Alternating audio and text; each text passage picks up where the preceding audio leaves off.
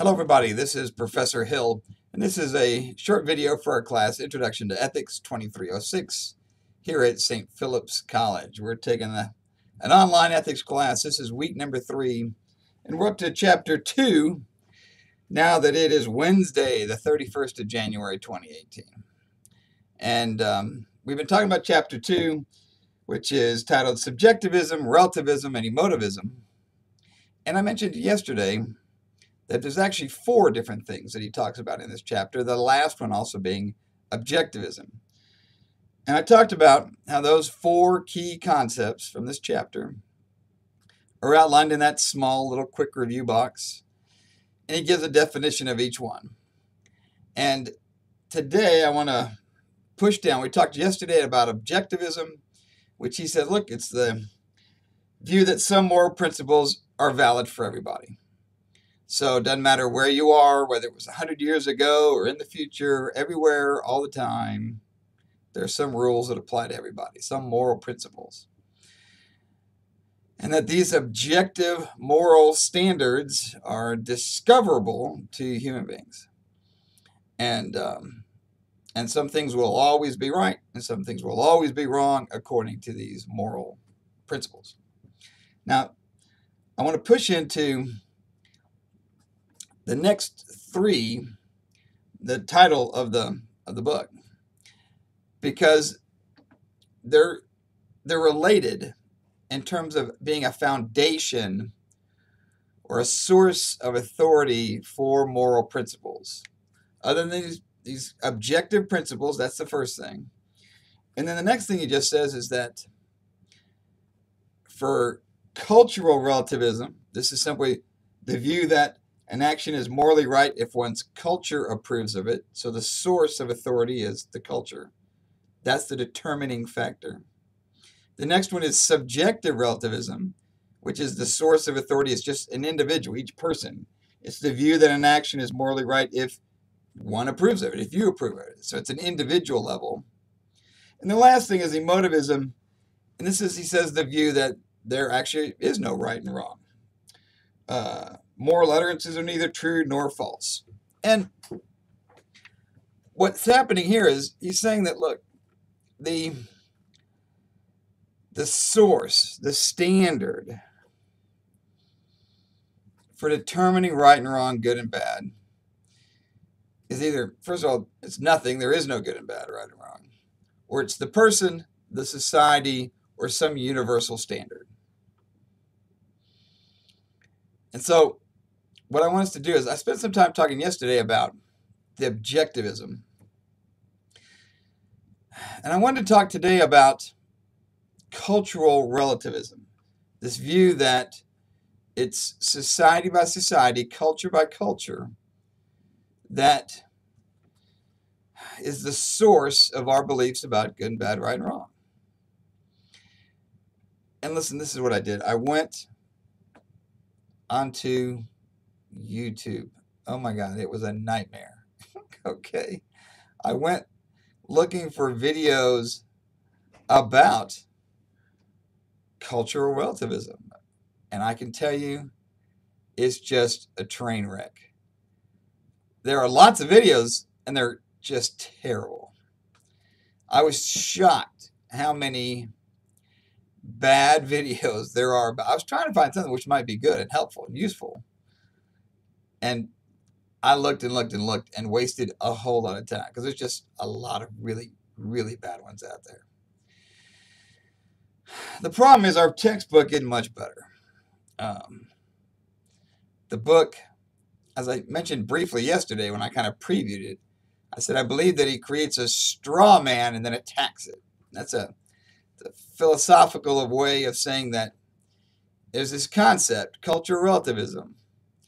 And what he does is, rather than try to engage it and talk about its strengths and weaknesses, what he does is he creates kind of a false version of it. He says, well, I'm going to define it this way, a way which is easy to attack, and then he attacks it. I think that there's lots wrong with the definition in our book, which is what I'm just going to limit it down to. And to tackle this problem, I want us to do this. It's Wednesday. You don't have the assignment linked to chapter 2 due until Sunday night at midnight, which means you've got plenty of time to read chapter 2, to look at our case study, and to think about how to apply it. And on this particular subject, I want you to find an hour sometime over the next couple of days and watch a video that is on YouTube. It's free, so it doesn't cost anything. You don't have to sign up for anything. But this is what I want you to do. I want you to find an episode of Guns, Germs, and Steel. It's the name of a book by an author named Jared Diamond. They turned the book into a National Geographic special. That special has 3 parts. They're each 1 hour long, and they're available on YouTube. We're just going to watch the first 1 hour episode. You can see from the comments on it that it gets assigned by teachers all the time because it's actually quite well done and very helpful. So again, it's episode 1. That particular episode is called Out of Eden. It's from the book and now video, Guns, Germs, and Steel by Jared Diamond. Like I said, the first episode, the first of those 3 1 hour episodes on YouTube, and I want you to watch it. It's quite well done. The book is fabulous, by the way. In fact, when my dad read the book, he got to the end of it. He thought it was so good. He went out and he bought 20 copies of this book and then started giving them away to people because he was just so impressed with this book. It is very, very well done. And it's got a lot to say about human beings and where we came from, how we evolved, and the question, the central question at the heart of the book is, why are there inequalities in society today? Why do some countries are so developed and wealthy, and why are other countries the opposite of that? They're poor and still developing and still got a long way to go. Why is there such inequality in our world? Well, he, to answer this question, spins back to a time before civilization, when human beings were hunting and gathering all around the world. And he looks at how civilizations began, where they began, why they began in those places. Why did some develop faster than others? It's a fascinating story. And again, it's well done. It's a 1 hour video, and I want you to watch it. After you do that, come back and we're going to have a conversation about cultural relativism and about how, you remember our friend descriptive ethics from the very first chapter, right? Last chapter, we were talking about how it describes how different people in different societies around the world have very different values and very different ethical systems.